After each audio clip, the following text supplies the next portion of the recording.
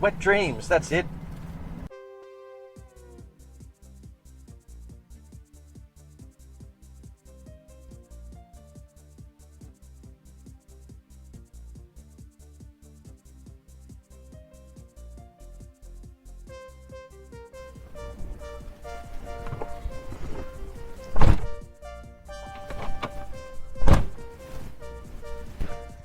We're off to Japanese classic car show today, where everything on show should be at least 25 years old, and this well and truly qualifies, as it's hitting about 37 this year. So we're in the Vortex, just had a wash, and now it's time to play one of my favourite games with this car, is where will the wiper stop? Just start the car up first. Put some lights on, and away we go. I'll just pull away from the neighbours before I start playing wiper bingo.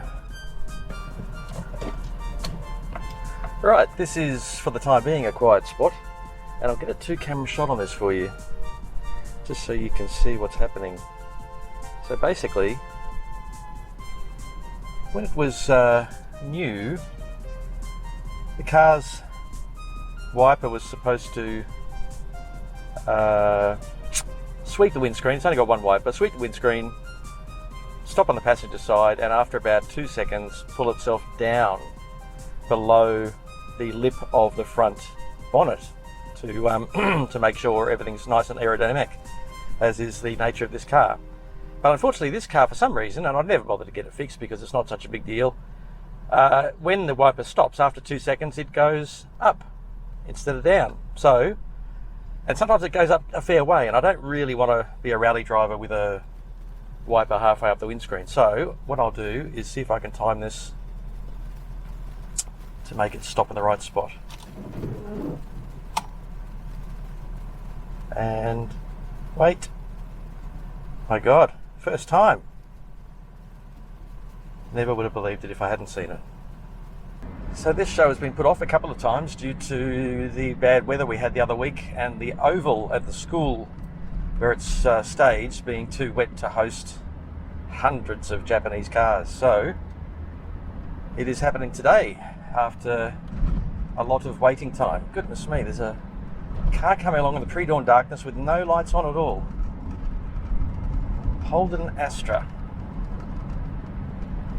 Good luck with that. So yes, it's on today, finally.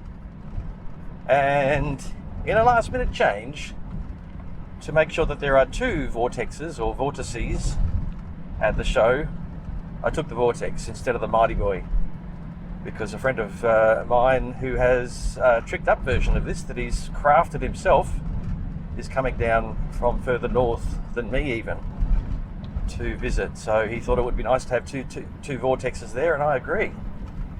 I've never been to a show where there's been more than one of my car, so this will be fun. And then we should also have a contingent of SVXs there as well, which took over from this car in 1992, I believe. Now, I didn't chamois this car down this morning. I washed it after backing it up to the garage in the pre-dawn darkness. It's become a habit lately, washing cars in a floodlight, which is not as good as washing them in sunlight, but you can't do much about that at 4:35 in the morning. So I washed this, rinsed it off, and then it has still got some of that mixture from Bowden zone that creates the beads. It's got some double entendre name, I'm pretty sure. For example, the hand wash is called Hand Job. Wet dreams, that's it. So it's still got enough of that on the car here to drive off without chamoising it, and the water was beading and will dry off as I go along.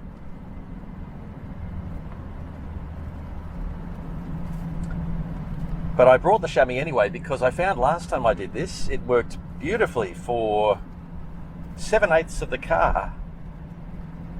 And the only bit that failed to lose a drop of water, which is a testament, I think, to the car's aerodynamics, was the back window and the top of the boot. Both had pretty much as much water there as had been there when I took off.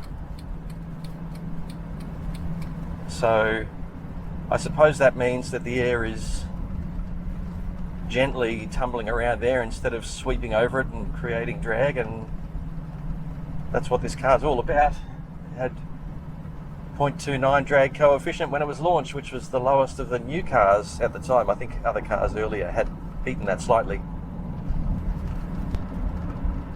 Now over where you are, on the side there, is there's a bit of a rattle still happening in the roof. I think it must have been generated when the whole interior, including the sun visors and light, had to come out to fix the rust around the sunroof channel.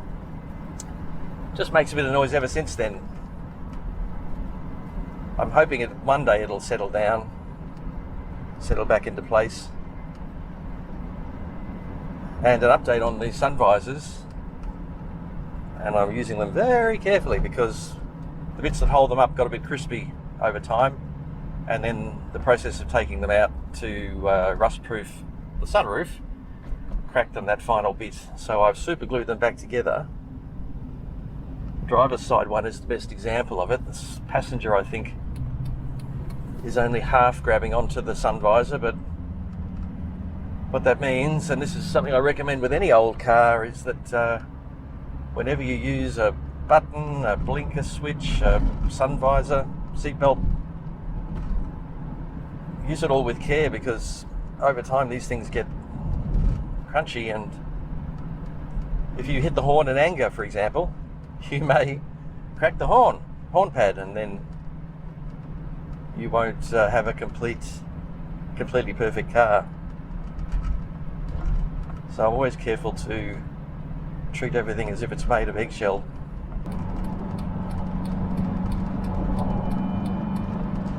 Right, finally at 100 now. Yep, now the windscreen is pretty much completely dry. I should imagine the bonnet is too. Side windows are coming good, but the back window is still a pastiche of water bubbles.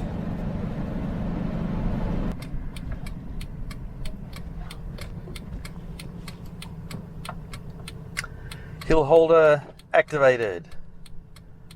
Something this car's got is that if you hold the clutch in on an incline, it automatically engages the parking brake until the clutch is let out.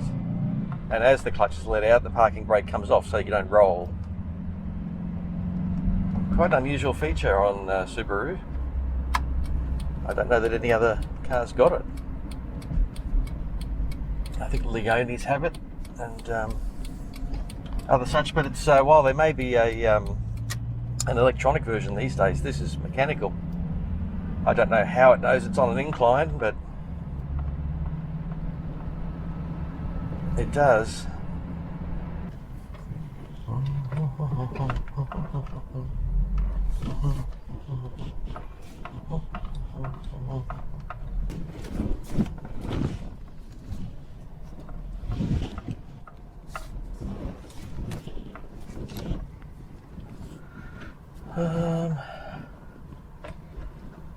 I think that will do.